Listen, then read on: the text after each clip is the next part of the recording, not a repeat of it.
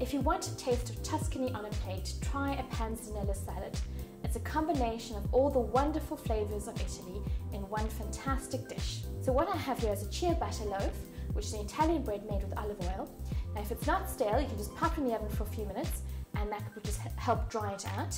The reason why we want it slightly dried out is because there's wonderful juices from tomatoes, peppers and our dressing going in there.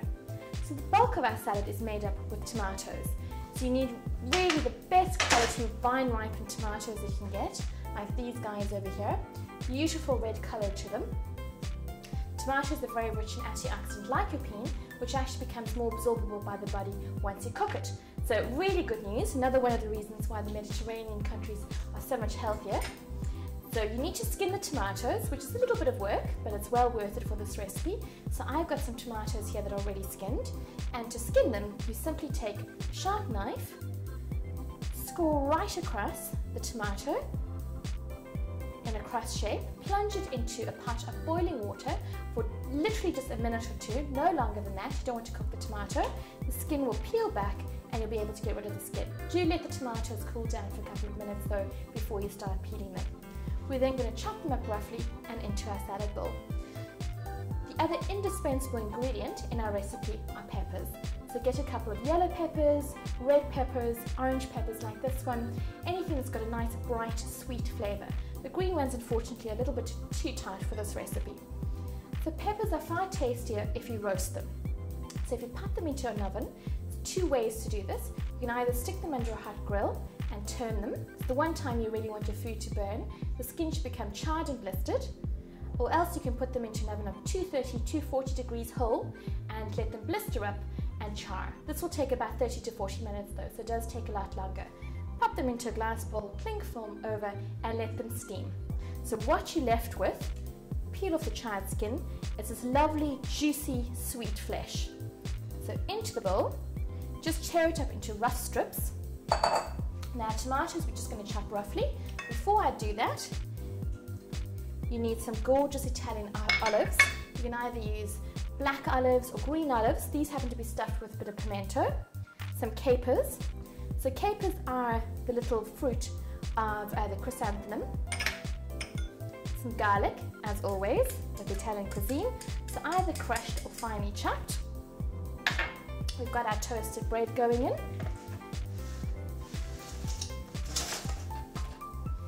Either your stale ciabatta or one that you've toasted slightly. Our dressing is simply going to be red wine vinegar and olive oil, because you'll have lots of other flavours going on. The little twist to this recipe is going to be a finely chopped chilli. That wouldn't be part of a basic Panzanella recipe, but like any Italian recipe, it changes from family to family, village to village, and your own personal preferences. So this is just a finger-length chilli.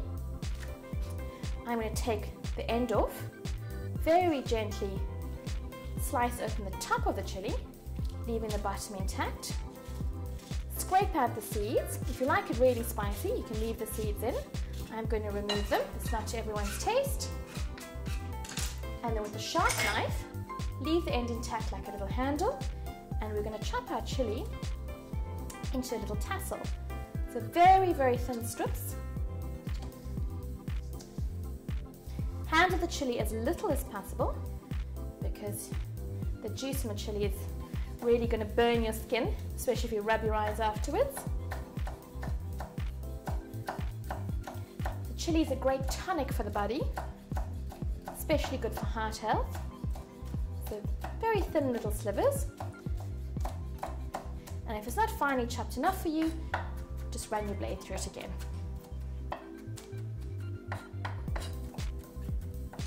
So only touch the chilli with your left hand. With your right hand is the hand that's holding your knife.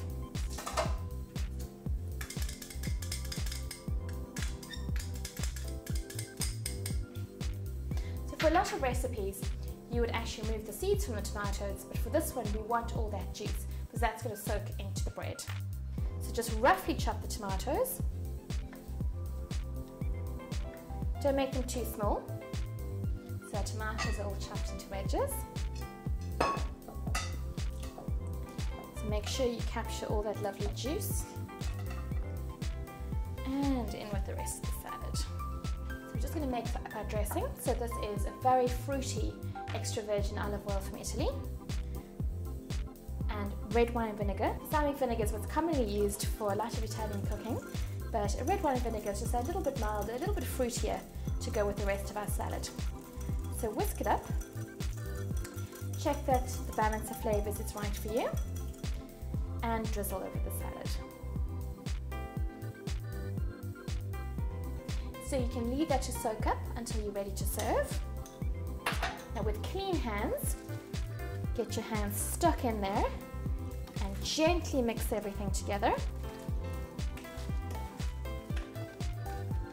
When you're ready to serve your salad, gently tear handfuls of fresh basil into the salad for the ultimate Italian sensation.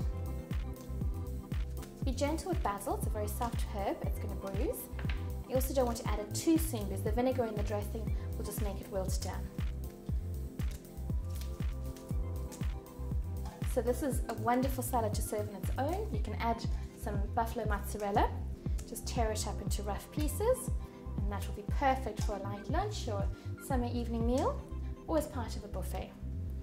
So just gently mix it all together. Now we have the bright green of our fresh basil leaves. We've got the little baby capers, tomatoes, peppers and olives. And there you have it, my version of a Tuscan tomato salad.